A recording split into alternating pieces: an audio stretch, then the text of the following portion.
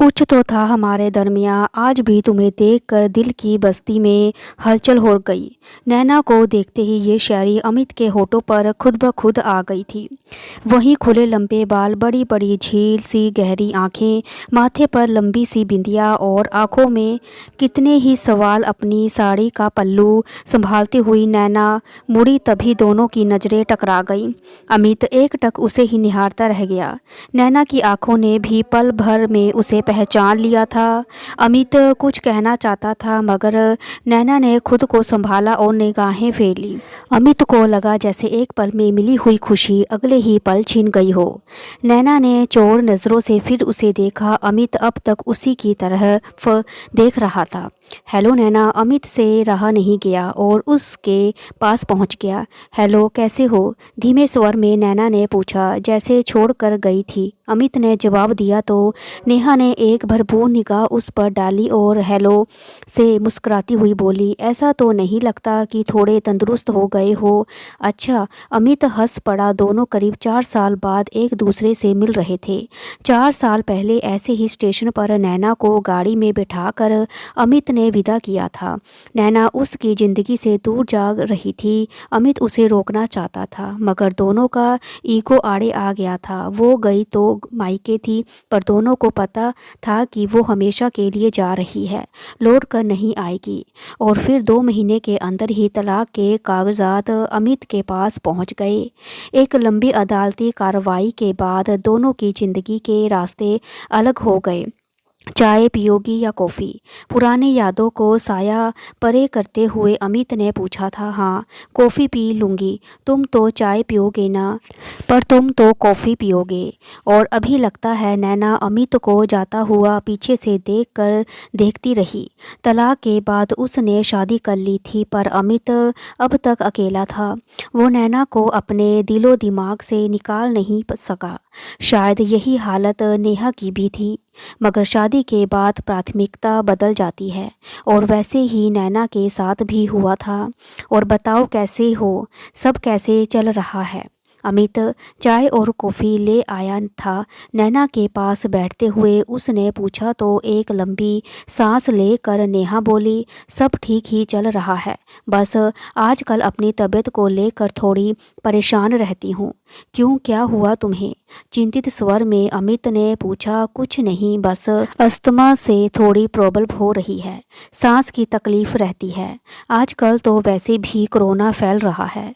तुम्हें तो फिर अपना खास ख्याल रखना होगा नैना। उसके बाद हाँ, वो तो रखती हूँ, बस 2 दिन का देहरादून में काम है और फिर वापस नागपुर लौटना है। सूझे अभी नागपुर में ही शिफ्ट हैं। और अच्छा, मैं भी दिल्ली काम से आया था, मुझे भी वापस कोटा जाना है। मेरी ट्रेन सुबह 6:40 की है। और अमित, जरा तुम देखो ना ट्रेन कब आएगी। स्टेशन मास्टर से पूछ कर बताओ ना जरा, ट्रेन टाइम पर है या लेट। हाँ, अभी पूछता हूँ, कहकर अमित चला गया। पूछताछ करने पर पता चला कि लॉकडाउन हो गया है और इस वजह से ट्रेनें रद्द हो गई हैं। नैना घबरा गई। और अब क्या होगा? ट्रेन कब चलेगी? देखो नेहा, अभी तो यही पता चल रहा है कि 31 मार्च तक ट्रेनें रद्द की गई हैं। सब कुछ बंद है। लॉकडाउन में ट्रेनें के परिचालक पर पाबंदी लग गई है। अरे, अब मैं कहाँ जाऊंगी? ऐसा कैसे हो गया?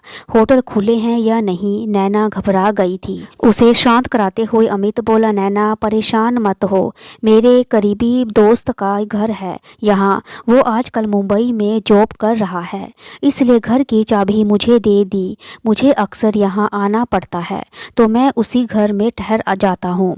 डोंट वरी, तुम भी मेरे साथ चलो, अभी तुम्हें वही ठहरा देता हूँ। इतना तो विश्वास कर ही सकती हो मुझ पर। ओके इन, चलो। नैना अमित के साथ चल दी और अमित उसे लेकर अपने करीज के घर चलता है। और एक बेडरूम के इस घर में बाहर बड़ी सी बालकनी और झूला भी था।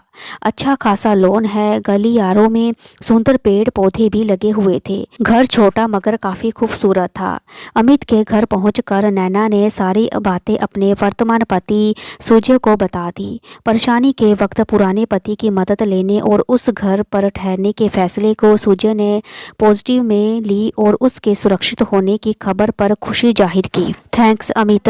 नैना के घर का मुलायन करते हुए कहा, चलो तुम फ्रेश हो जाओ और मैं खाना बनाता हूँ। तुम मेरी गेस्ट हो ना। अच्छा तो अब तुम बनाओगे खाना? जब हम साथ थे तब तो कभी किचन में झांकते भी नहीं थे।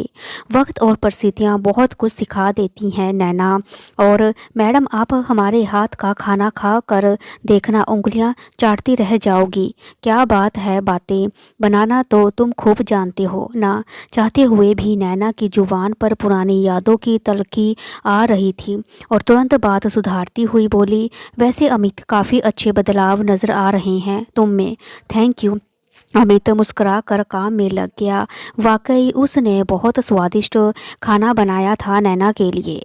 नैना ने स्वाद से खाना खाया और थोड़ी देर बातचीत करते हुए पुरानी यादें ताज़ा करने के बाद सोने की बारी आई। बेडरूम एक ही था और अमित ने बेड की तरफ इशारा करते हुए कहा, नैना तुम आराम से सो जाओ। तुम यहाँ कहाँ सोओगे? मेरा क्या है, मैं बैठक में सोफे पर एडजस्ट हो जाऊँगा। ओके। नैना आराम से बेड पर लुढ़क गई और बहुत नींद आ गई थी उसे। थकी हुई थी वो, फिर भी रात भर करवटें बदलती रही। मन के आंगन में पुरानी यादें कुछ कड़वी और कुछ मीठी घेरा डाले बैठी थी। अमित का भी यही हाल था। सुबह 8 बजे नैना की नींद टूटी।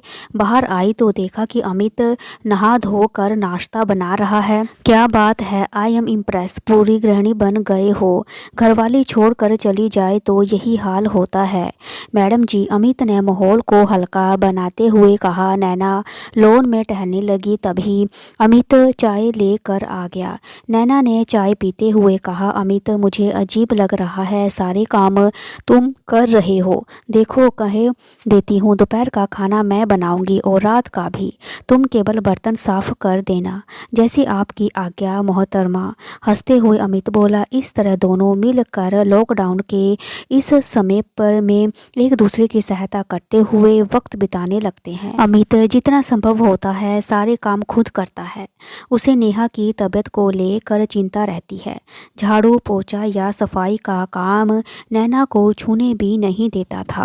इसके बाद एक दिन सुबह सुबह नैना की तबीयत बहुत ज़्यादा ही खराब हो गई। नैना ने बताया कि उसका इनहेलर नहीं मिल रहा है और अमित उसी वक्त बाजार भागा और बड़ी मशक्कत के बाद उसे एक मेडिकल शॉप खुली मिली। वहीं से उसने इनहेलर और ज़रूरी दवाइयाँ खरीद कर भागा भागा घर लौटा। इस समय एक एक पल महत्वपूर्ण था। नैना की तबीयत काफ़ी बिगड़ रही थी, मगर समय पर इनहेलर मिल जाने से वो बेहतर महसूस करने लगी। तब तक अमित ने जल्दी से एक बाउल में पानी गर्म किया और उसमें लवेंडर ऑयल और 4-5 बूंदें डाली और इसे वह नैना के पास ले आया। 5-10 मिनट तक स्कीम लेने के को कहा और इससे नैना को काफ़ी आराम मिला। अब अमित ने एक गिलास पानी को गर्म किया और शहद मिलाकर उसे धीरे धीरे पानी पीने को कहा। कुल मिलाकर नैना की तबीयत में काफ़ी सुधार आ गया। अमित ने प्यार से नैना का माथा सहलाते हुए कहा, आज के बाद तुम्हें रोज़ शहद या हल्दी डालकर गर्म पानी पीना है, इससे तुम्हें आराम मिलेगा। उस दिन नैना को महसूस हुआ कि अमित वाकई उससे प्यार करता है और अलग होकर भी वो दिल से उससे जुड़ा हुआ है। यह बात उसने शिद्दत से महसूस की। वो अमित के पास आकर बैठ गई और उसके हाथों को थामते हुए बोली, मैं अपना अतीत पूरी तरह भूल जाना चाहती हूँ। आज मैं केवल तुम्हारे साथ बिताए हुए ये खूबसूरत और प्यारे लम्हे याद रखूंगी। रियली आई मीट यू नैना। कौन कहता है कि एक्स हस्बैंड दोस्त नहीं हो सकते? अब तुम तो ज़िंदगी में आगे बढ़ चुकी हो। हमारा पुराना रिश्ता तो अब जुड़ नहीं सकता, फिर भी दोस्ती का एक नया रिश्ता तो हम बना ही सकते हैं ना। उस दिन पहली बार दोनों गले लगकर खुशी के आंसू रोए थे। अगली सुबह नैना एक फूल लेकर अमित के पास पहुंची। यह क्या है? वो फूल है गुलाब का। वो तो है, मगर इस नाचीज़ पर आज इतनी मेहरबान क्यों? क्योंकि आज ही हम पहली दफ़ा मिले हैं। इडियट, भूल गए तुम? शरारत से देखते हुए नैना बोली। ओ याद आया, रियली मैं सरप्राइज्ड हूँ। तुम्हें आज का दिन याद रह गया? हाँ चलो आज का दिन कुछ खास मनाते हैं। फाइनल। फिर दोनों ने मिलकर घर में एक शानदार डेट ऑर्गेनाइज की और घर में फूलों से सजाया। बरामदे में टेबल और कुर्सी लगा लगाकर दोनों ने लंच किया। एक दूसरे की पसंद के कपड़े पहने और लंच में एक दूसरे की पसंद की चीज़ ही ऑर्डर की। एक ऑर्डर करता और दूसरा किचन में सामान लेकर आता। दोनों ने पहली मुलाकात याद करते हुए एक दूसरे के लिए गाने गाए, शायरी सुनाई, गिफ्ट का आदान प्रदान किया, मज़ेदार बातें की और फिर एक खुशनुमा शाम का वादा कर एक दूसरे से विदा ली। ये सब दोनों ने इतने मज़े लेते हुए और फ्रेंडली अप्रोच के साथ किया। उनके लिए ये डेट यादगार बन गई। रात में नैना ने अमित को अपने पास ही सो जाने को न्योता दिया और बोली, आज मैं एक खूबसूरत भूल करना चाहती हूँ। बस केवल आज के लिए अपने हस्बैंड को चीट करूँगी और अपने दोस्त की खातिर। तुम तो बड़ी बड़ी पाप पुण्य की बातें करती है। विवाह के बाद परम पुरुष को देखते पर भी नर्क मिलता है या सती सावित्री ही आदर्श होती है, वगैरह वगैरह। अमित बोला। नैना मुँह विचलाकर बोली, ये सब पाखंड तो मैं अपनी मौसी के सीख कर आई हूँ। पता है उन्होंने माँ को ही चूना लगा डाला था। उनका पैसा एक ऐसी ज़मीन में लगा दिया जो थी कि नहीं और सिर्फ कागज़ थे। बचपन से हम समझते थे कि सुबह 3 घंटे पूजा करती हो तो सही ही होगी। उन्होंने माँ का वो कागजी हिस्सा भी बेचकर पैसे अपने बहू बेटे को दे दिए और माँ बहुत रोई। तब से मैंने फैसला कर लिया कि इस झूठ फ्रेम में मैं नहीं पड़ूंगी और अपनी शर्त पर अपनी समझ से ज़िंदगी। काश तुम्हें ये समझ पहले होती।